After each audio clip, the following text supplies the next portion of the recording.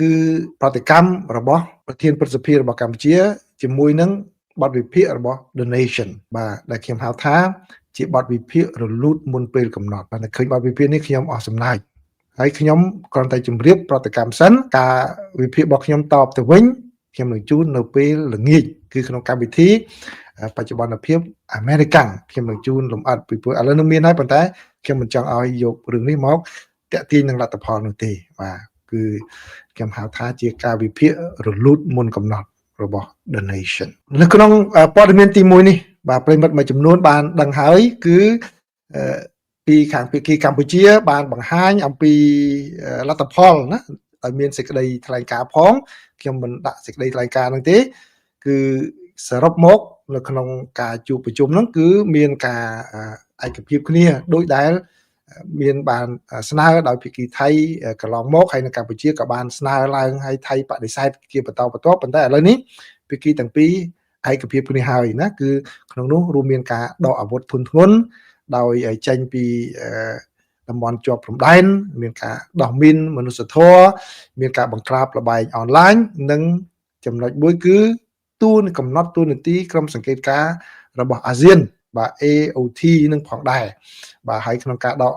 អាវុធនេះក៏មានការសង្កេតការណ៍ពីក្រុមអន្តរការដែរកន្លងមកគឺថៃតែងតែបដិសេធពីរឿងនៅមិនស្ទាក់ស្ទើរនិយាយចុះឡើងចឡើងពី AOT ហ្នឹងបាទឥឡូវនេះគឺបានឯកភាពគ្នាហើយអញ្ចឹងមានអ្នកសួរថាតើ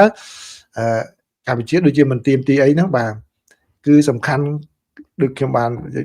យើងដឹងគ្រប់គ្នាហើយ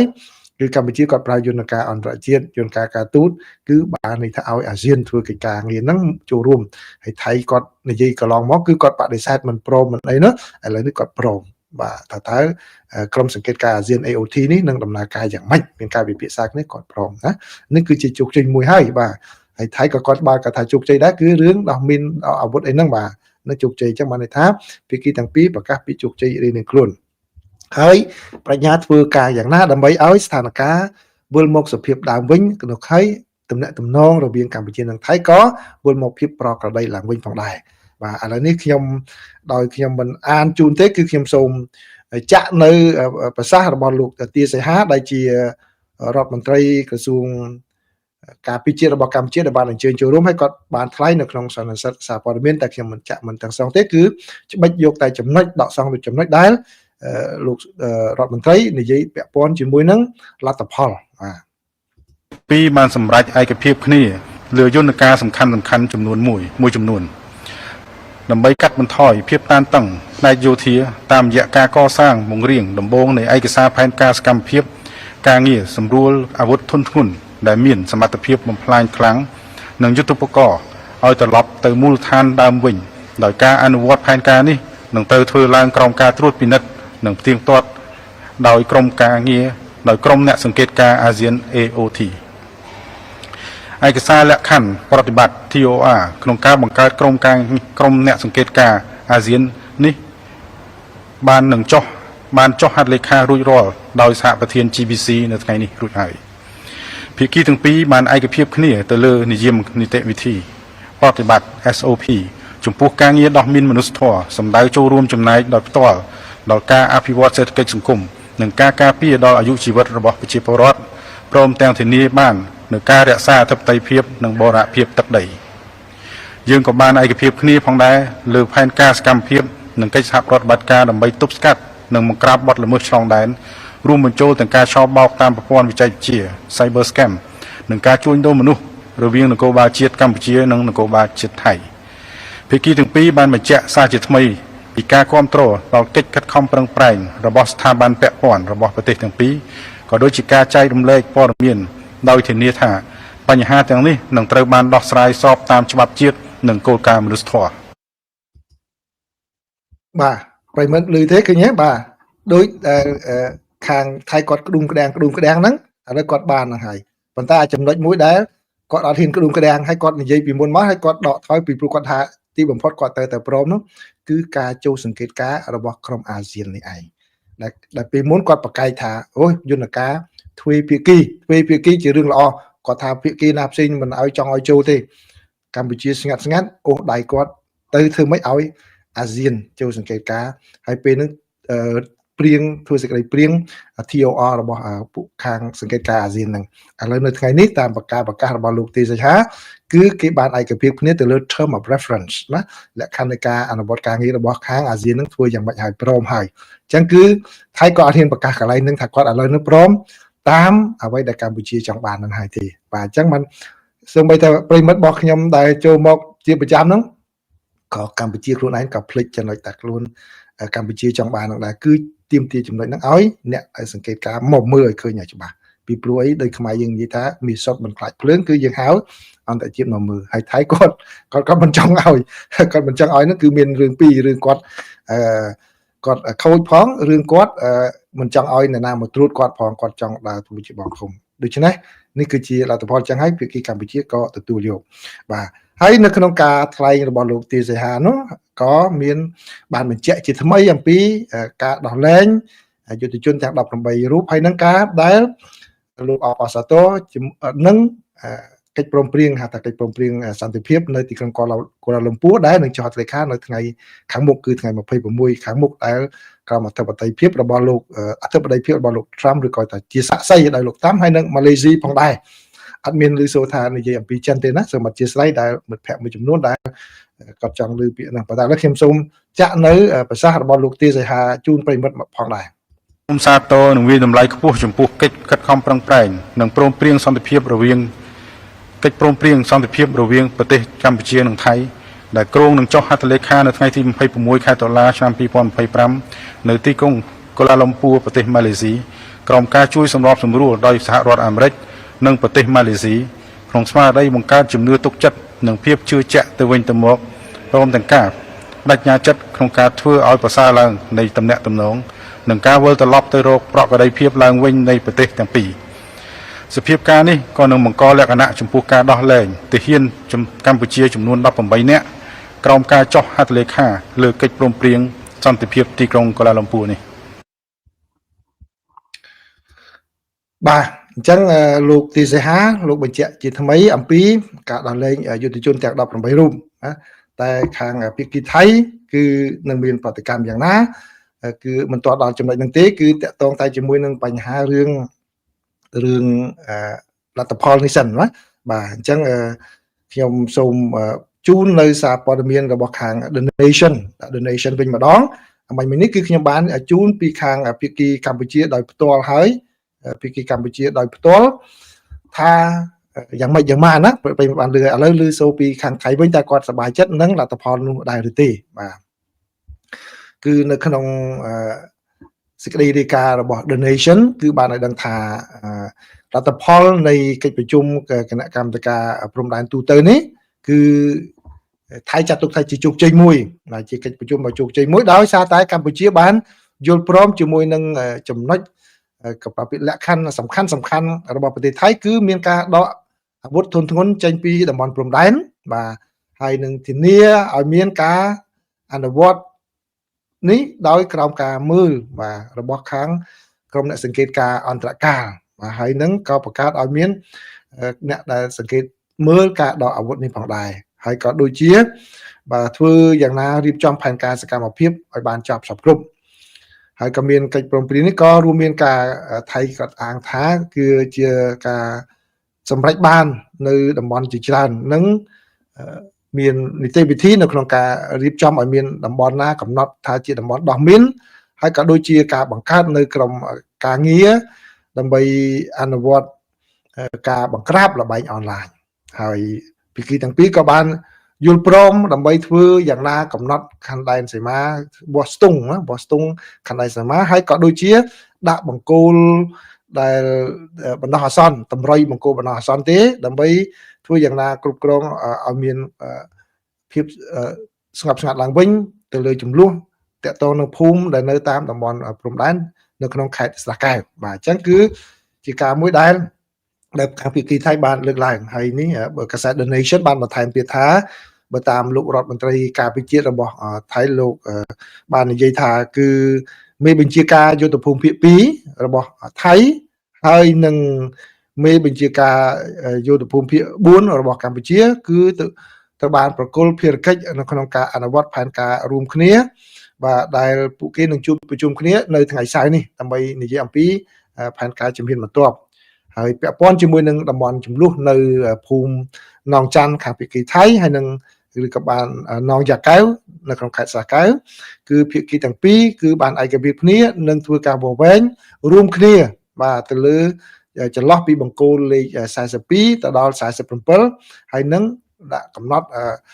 នៅតម្រុយបាទតម្រុយព្រំដែននេះបណ្ដោះអាសន្នសិនបាទហើយលោករដ្ឋមន្ត្រីណតភ័ណ្ឌបានបញ្ជាក់ថាបង្គោលដែលដាក់មកហ្នឹងគឺបណ្ដោះអាសន្នទេណាបណ្ដោះអាសន្នទេដែលនឹងជាការមួយជួយគ្រប់គ្រងទៅដល់ការសម្របសម្រួលវាស់វែងនឹងការកាន់កាប់ដីធ្លីរបស់ភាគីទាំងសងខាងបាទដែលលោកសង្កត់ធ្ងន់ថាការកំណត់នេះគឺវាជាគោលបំណងធ្វើយ៉ាងណាមិនឲ្យប៉ះពាល់ទៅដល់ផលប្រយោជន៍ថៃនៅក្រោមច្បាប់អន្តរជាតិ international law ណាច្បាប់អន្តរជាតិហើយលោកបានបញ្ជាក់ផងដែរថៃក៏នឹងសាងសង់របងព្រំដែនដែលនៅតំបន់ណាដែលបានកំណត់ព្រំដែនហើយដែលបានឯកភាពគ្នារវាងប្រទេសទាំងពីរបាទអញ្ចឹងគាត់អត់បញ្ជាក់ថានៅកន្លែងណាដែលសាងសង់បង្គោលរបងនោះទេបាទគឺតែនៅលើតំបន់ដែលបានឯកភាពគ្នាហើយតែប៉ុណ្ណោះបាទនេះគឺជាខាងភាគីថៃក៏បានរាយការណ៍អញ្ចឹងខាងថៃក៏បានរីករាយ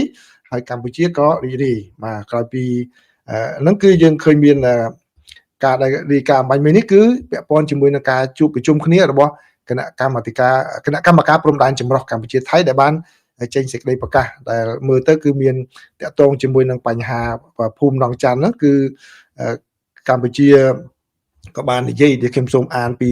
ដកសំពីសេចក្តីថ្លែងការណ៍របស់កម្ពុជាបន្តិចដែលបានចេញក្រោយពីជំនួបនៃគណៈកម្មាធិការចម្រុះព្រំដែន JBC ដែលខាងសារព័ត៌មាន Thai Nation វិញក៏និយាយទៅដល់ដែរហ្នឹងគឺនៅចន្លោះភូមិជោគជ័យឬហៅនៅថៃហនងច័ន្ទហើយនៅភូមិខ្មែរព្រៃច័ន្ទនិងនងយ៉ាកែវហ្នឹងគឺកម្ពុជានិងថៃឯកភាពពិនិត្យកែសម្រួលបែបបទណែនាំបច្ចេកទេសសម្រាប់ការវាស់វែងរួមគ្នានិងបោះបង្គោលបណ្ដោះអាសន្ននៅកំណត់ខ្សែព្រំដែនអធិភាពនៅចន្លោះបង្គោល42និង47បន្ទាប់ពីការវាស់វែងនិងបោះបង្គោលបណ្ដោះអាសន្នព្រមទាំងទទួលបានការយល់ព្រមពីរដ្ឋាភិបាលរៀងៗខ្លួនភាគីទាំងពីរនឹងស្នើសុំយោបល់ពីរដ្ឋាភិបាលរៀងៗខ្លួនដើម្បីពិនិត្យសម្រាប់លើការបង្កើតយន្តការសមស្របណាមួយសម្រាប់ធ្វើការសម្រួលការកាប់និងអាស្រ័យផលរបស់ភាគីទាំងពីរបាទហើយក៏មានការសាងសង់បង្គោលព្រំដែន15តាមគំរូដែលបន្សល់តាំងពីសម័យបារាំងមកដល់ផងដែរអញ្ចឹងគឺបានន័យថាអ្វីវាត្រឡប់ទៅយន្តការច្បាប់ដែលមានស្រាប់កិច្ចព្រមព្រៀងសន្ធិសញ្ញាដែលមានស្រាប់វិញដដែលអញ្ចឹងហើយបានជាក្នុងពេលកន្លងមកខ្ញុំជូនយោបល់ប្រិយមិត្តថាកុំអាឡូតទៅតាមសភាពការដែលខាងថៃគាត់បង្កើតឡើងឬក៏រឿងអីកើតឡើងគឺទីបញ្ចប់ត្រូវតែត្រឡប់ទៅយន្តការច្បាប់អ្នកដែលចរចានឹងឯកភាពគ្នាទៅតាមអ្វីដែលអាណានិគមគាត់បន្សល់វិញដដែលអត់មានខុសពីនោះទេបាទបើការកំណត់រកឃើញថាតំបន់នេះតាំងពីសម័យអាណានិគមរបស់អ្នកណាគឺត្រូវតែទទួលស្គាល់យើងបើថាចង់ចរចាគ្នាកែមិនហ្នឹងក៏តើតើមានការឯកភាពគ្នាចរចាគ្នានឹងទៀតទៅអញ្ចឹងណាមិនមែនអាចមកប្រើច្បាប់ព្រៃបានទេបាទហើយក្នុងពេលដែលប្រជុំចប់ហ្នឹងគឺក៏មានខាងកម្ពុជាខាងម៉ាឡេស៊ីហ្នឹងក៏បានទទួលជួបសំណេះសំណាលហើយ3ភាគីត្រីភាគីផងដែរគឺម៉ាឡេស៊ីរដ្ឋមន្ត្រីការពារជាតិម៉ាឡេស៊ីរដ្ឋមន្ត្រីការពារជាតិកម្ពុជារដ្ឋមន្ត្រីការពារជាតិរបស់ខាងថៃក៏បានជួបប្រជុំគ្នានៅពេលដែលចុះហត្ថលេខាលើ JBC នឹងបញ្ចប់ផងដែរគឺដោយបើយោងតាមខាងក្រសួងការពារជាតិរបស់កម្ពុជាគឺឲ្យដឹងថាអ្នកដែលចូលរួមនោះគឺមានលោកទាសីហារដ្ឋមន្ត្រីការពារជាតិកម្ពុជាហើយខាងម៉ាឡេស៊ីគឺលោកម៉ូហាម៉ែត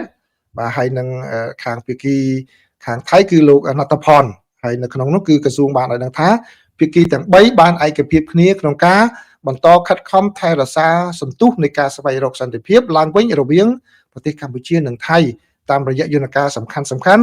ដែលបានឯកភាពគ្នាក្នុងកិច្ចប្រជុំពិសេសលើកទី2នៃគណៈកម្មាធិការព្រំដែនទូតកម្ពុជាថៃកាលពីព្រឹកមិញគឺព្រឹកថ្ងៃពុធនេះហើយភាគីកម្ពុជាក៏បានថ្លែងអំណរគុណចំពោះកិច្ចខិតខំប្រឹងប្រែងយ៉ាងមានប្រសិទ្ធភាពរបស់ម៉ាឡេស៊ីក្នុងការជួយសម្របសម្រួលដល់ការចរចារវាងកម្ពុជានិងថៃក្នុងពេលកន្លងមកដែរបាទនេះគឺជាលទ្ធផលចុងក្រោយដែល ខាងភាគីទាំងពីរបានសម្រេចបានបាទអញ្ចឹងខ្ញុំចងក្រងទាំងភាគីកម្ពុជានិងភាគីថៃមកជម្រាបជូនប្រិយមិត្តឥឡូវនេះតើប្រតិកម្មយ៉ាងម៉េចដែរខាងជប៉ុនគាត់សប្បាយរីករាយដែរបាទជប៉ុនលឿនពីព្រោះអីបាទគាត់មានផលប៉ះពាល់នៅក្នុងបញ្ហាសេដ្ឋកិច្ចដែរនៅតាមព្រំដែនណាអញ្ចឹងហើយក៏ជាជំហរជប៉ុនគាត់ជួយកម្ពុជាផងដែរគឺក្រសួងការបរទេសរបស់ជប៉ុនតែម្ដងបានចេញសេចក្តីថ្លែងការណ៍ភ្លាមបាទដើម្បីអបអរសាទរអញ្ចឹងខ្ញុំសូមដកស្រង់អ្វីដែលខាងជប៉ុនបាទជប៉ុនគាត់បានចេញសេចក្តីថ្លែងការណ៍របស់ក្រសួងការបរទេសជប៉ុនតែម្ដងបាទក្រសួងការបរទេសជប៉ុនគាត់បានចេញថាជប៉ុនទី1ជប៉ុនគាត់សូមស្វាគមន៍ចំពោះវឌ្ឍនភាពកិច្ចប្រជុំគណៈកម្មាធិការព្រំដែនទូទៅកម្ពុជាថៃដែលបានធ្វើឡើងនាថ្ងៃទី23ខែតុលានៅប្រទេសម៉ាឡេស៊ីដែលបានពិភាក្សាអំពីការវិលត្រឡប់ទៅរកប្រក្រតីភាពឡើងវិញនៃទំនាក់ទំនងរវាងប្រទេសទាំងពីរនិងឯកភាពគ្នាលើការបង្កើតក្រុមសង្កេតការអាស៊ានអានេះកញ្ញាជប៉ុនគាត់ថានឹងការឯកភាពគ្នាលើការបង្កើតក្រុមសង្កេតការអាស៊ានដែលជាការរួមចំណែកក្នុងការធ្វើឲ្យកិច្ចព្រមព្រៀងបទជបាញ់កាន់តែមានភាពច្បាស់លាស់ហើយជប៉ុនក៏សូមសម្ដែងនៅការគោរពចំពោះកិច្ចខិតខំប្រឹងប្រែងការទូតរបស់គ្រប់ភាគីពាក់ព័ន្ធរួមទាំងសហរដ្ឋអាមេរិកនិងម៉ាឡេស៊ីជាប្រធានអាស៊ានដែលគាំទ្រដល់ការពិភាក្សារវាងប្រទេសកម្ពុជានិងប្រទេសថៃហើយទី3ជប៉ុនក៏ថាភាពប្រសើរឡើងវិញនៃទំនាក់ទំនងរវាងប្រទេសកម្ពុជានិងថៃមានសារៈសំខាន់សម្រាប់ស្ថិរភាពការអភិវឌ្ឍក្នុងតំបន់ទាំងមូលរដ្ឋាភិបាលជប៉ុនសង្ឃឹមថាប្រទេសទាំងពីរនឹងបន្តគោរពតាមកិច្ចព្រមព្រៀងបទជបាញ់គ្នាហើយភាពតានតឹងរវាងប្រទេសទាំងពីរនឹងត្រូវបានបន្ធូរបន្ថយដោយសន្តិវិធីតាមរយៈការសន្ទនាក្នុងន័យនេះជប៉ុននឹងបន្តកិច្ចខិតខំប្រឹងប្រែងដើម្បីជំរុញការអនុវត្តយ៉ាងប្រកបប្រជានៅកិច្ចព្រមព្រៀងជបាញ់និងបន្ថយភាពតានតឹងដោយសហការជាមួយនឹងប្រទេសពាក់ព័ន្ធនានាបាទនេះគឺជាការឆ្លើយតបរបស់ខាងរដ្ឋាភិបាលជប៉ុនចំពោះលទ្ធផលនៃកិច្ចប្រជុំការសម្រេចបាននៅថ្ងៃនេះបាទហើយប្រិយមិត្តមានចាំបានទេបាទមុនពេលទៅប្រជុំនោះគឺខាងរដ្ឋមន្ត្រីក្រសួងការពារជាតិថៃនោះគាត់ថាមិនបានលទ្ធផលអីមិនចូលប្រជុំមិនអីទេបាទមិនទៅមិនចុះហត្ថលេខាទេបាទទីបំផុតគាត់ត្រូវទៅអញ្ចឹងយើងស្ដាប់សម្ដីរបស់គាត់ពេលហ្នឹងបានយើងមើលទៅថាគាត់ក៏ជាអ្នកដឹកនាំគណៈបកមួយផ្សេងនយោបាយមួយនៅក្នុងប្រទេសថៃដូច្នេះគាត់ត្រូវតែនិយាយដើម្បីបំពេញមហាជនរបស់គាត់នោះទេបាទទីបំផុតលទ្ធផលដែលជាក់ស្ដែងគាត់ត្រូវតែទទួលយកបាទហើយនៅក្នុងការប្រជុំថ្ងៃមិញនេះបាទប្រហែលថ្ងៃមុនដែរហ្នឹងគឺក៏មានការចូលរួមសង្កេតការណ៍ពីខាងអន្តរការអាស៊ានហ្នឹងទៅមើលដែរណាហើយនឹងខាងភិរៈធារីអនុព័ន្ធយោធារបស់សហរដ្ឋអាមេរិកក៏ទៅចូលរួមដែរណាអនុព័ន្ធយោធារបស់សហរដ្ឋអាមេរិកដែលនៅម៉ាឡេនៅកម្ពុជាហើយនឹងនៅថៃហ្នឹងក៏ទៅចូលរួមដែរណាបាទនេះបើតាមការបញ្ជាក់របស់ខាង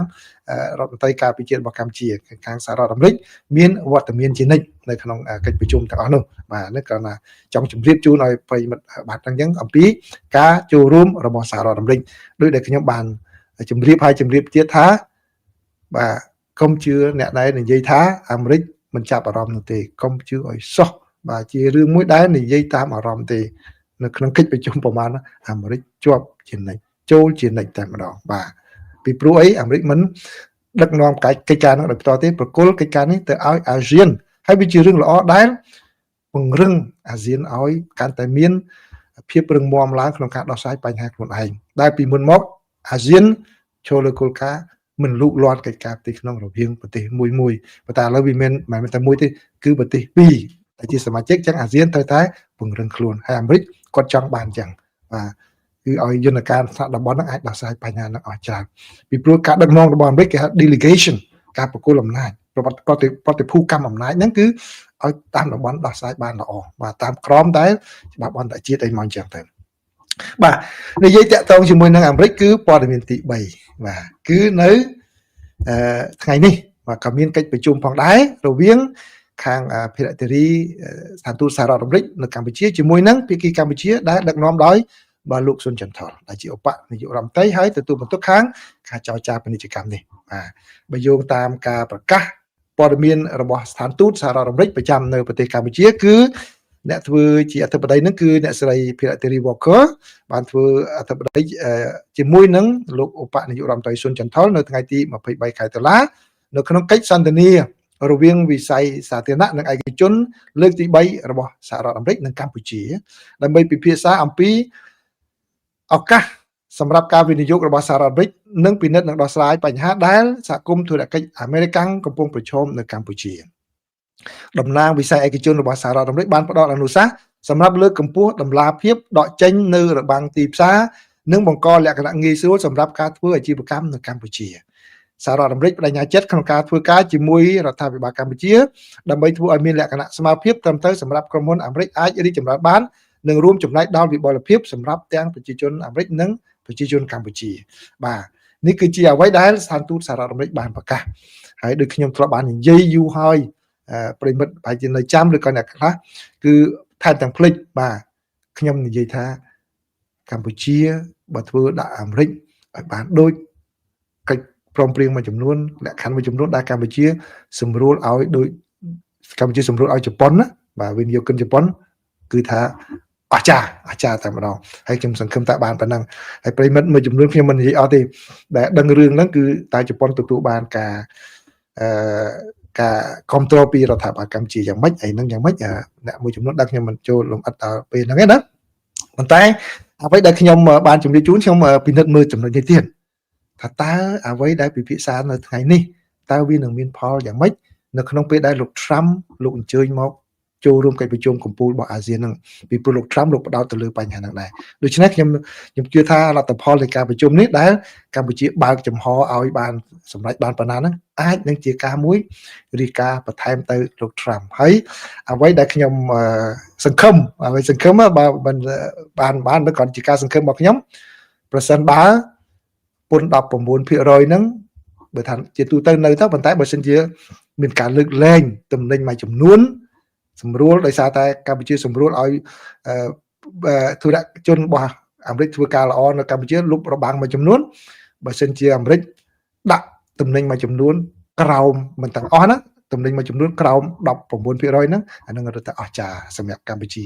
បាទនឹងចាំមើលទាំងអស់គ្នាដែរណាបាទពីព្រោះឥឡូវនេះអាចមានការឯកភាពនេះប៉ុន្តែគេមិនទាន់ប្រកាសទុកឲ្យលោកធានាធិបតីប្រកាសក៏មានដែរបាទការក្រុមការងារគេមានលក្ខការអញ្ចឹងបើក្តីសង្ឃឹមរបស់ខ្ញុំបន្ថែមនឹងមួយទៀតទេណាបាទសង្ឃឹមថាប្រិមិត្តដែលចូលមកនេះគឺសង្ឃឹមដូចខ្ញុំដែរថាទូទៅថា 19% ហ្នឹងចាំបើថាបានចុះក៏ល្អទៀតតែបើថាទូទៅណា 19% ប៉ុន្តែទំនិញមួយចំនួនឲ្យចុះក្រោម 19% អានឹងគឺល្អណាស់ជាពិសេសទំនិញណាសំខាន់ចូលរួមចំណែកដល់ការបង្កើតការងារនៅកម្ពុជាដល់កម្មករនៅកម្ពុជាណាក្តីសង្ឃឹមរបស់ខ្ញុំមិនចឹងបាទឥឡូវនេះសូមចាប់ប៉ុណ្ណឹងចូលដល់កាសែត The Nation ឥឡូវខ្ញុំដករូបចេញមួយបន្តិចខ្ញុំសូមដករូបមួយចំនួនសូមចាំមួយផ្លែណាដើម្បីខ្ញុំបញ្ចូលខាងរូបរបស់ខាង Nation មកវិញបាទ Nation អូខេចូលបានហើយចាំមើលខ្ញុំបញ្ចូលរូប Nation បន្តិចចាំខ្ញុំនិយាយបាទនេះបាទ Nation បាទនេះគឺជាបទវិភាគមួយរបស់ Nationគាត់តែខ្ញុំឃើញចំណងជើងរបស់ Nation ខ្ញុំថាជាការវិភាគមួយមុនពេលកំណត់ហើយបាទហើយដល់ពេលខ្ញុំចូលអានមើលពិតជាដូចតែខ្ញុំគិតមែនបាទគឺគាត់ថាខ្យល់នៃការផ្លាស់ប្ដូរសម្រាប់បាទតកូលហ៊ុនគឺកើតមានហើយបាទតែគាត់បានសរសេរកិច្ចការសរសេរចំណុចមួយចំនួនហើយខ្ញុំសូមមិនជម្រាបជូនប្រិមិត្តរបស់ខ្ញុំពីការយល់ឃើញរបស់ខ្ញុំនៅពេលនេះទេខ្ញុំនឹងជូននៅពេលល្ងាចបាទមានចំណុចច្រើនដែលខ្ញុំនឹងចង់និយាយប៉ុន្តែខ្ញុំត្រូវថ្លែងពាក្យមួយចំនួនដែលខ្ញុំដកចេញសិនពាក្យណាមួយចំនួនថ្លែងមកមិនជម្រាបជូនទាំងអស់ប៉ុន្តែគ្រាន់តែជាចំណេះដឹងដល់ប្រិមិត្តផងដែរបាទគាត់ដែលគ្រាន់តែខ្ញុំប្រើពាក្យសង្ខេបមួយថាជាការវិភាគរបៀបរលូតកូនមុនកំណត់ហើយបាទគឺខ្ញុំមើលឃើញថាអ្នកសរសេរនេះស្ទើរភ្លើងមែនតើមកក្នុងការសរសេរបែបនេះបាទហើយខ្ញុំជឿថាអ្វីដែលខ្ញុំនឹងជម្រាបជូននៅពេលល្ងាចនេះប្រហែលជាមានអ្នកមិនសប្បាយចិត្តច្រើនក៏ប៉ុន្តែវាឆ្លើយនឹងសំណួរដែលខ្ញុំគិតយូរហើយប្រិមិត្តគាត់សួរពីរឿងការបង្កើតអីណានៅក្រៅប្រទេសនៅក្រៅអីខ្ញុំគិតមិនឆ្លើយប៉ុន្តែក្រោយពីឃើញអត្ថបទនេះខ្ញុំនឹងឆ្លើយខ្លះប៉ុន្តែខ្ញុំមិនឆ្លើយអស់ទេបើអាចឆ្លើយទៅសំណួរហ្នឹងដូច្នេះមានអ្នកនឹងមិនសប្បាយចិត្តហើយប៉ុន្តែសប្បាយចិត្តមិនសប្បាយចិត្តក៏ដោយមិនមែនជាភារកិច្ចរបស់ខ្ញុំទេខ្ញុំចង់ឲ្យប្រិមិត្តបានដឹងច្បាស់ពីការយល់របស់ខ្ញុំអំពីការវិវត្តហ្នឹងវាយ៉ាងម៉េច បាទប៉ុន្តែមុនហ្នឹងបញ្ចប់គឺខ្ញុំសូមជូនប្រតិកម្មភ្លាមគាត់ដែលចេញពីអត្ថបទនេះភ្លាមឃើញខាងរដ្ឋាភិបាលខាងភាគីកម្ពុជាគឺលោកហ៊ុនសែនដែលជាប្រធានប្រសិទ្ធិនិងជាអតីតនាយករដ្ឋមន្ត្រីលោកបានធ្វើប្រតិកម្មភ្លាមដែលខ្ញុំសូមដកសង្កលើប្រតិកម្មរបស់គាត់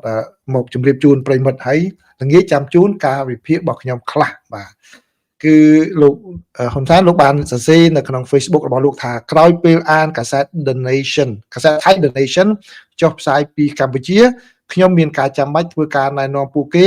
ឲ្យមានវិជ្ជាជីវៈក្នុងការសរសេរ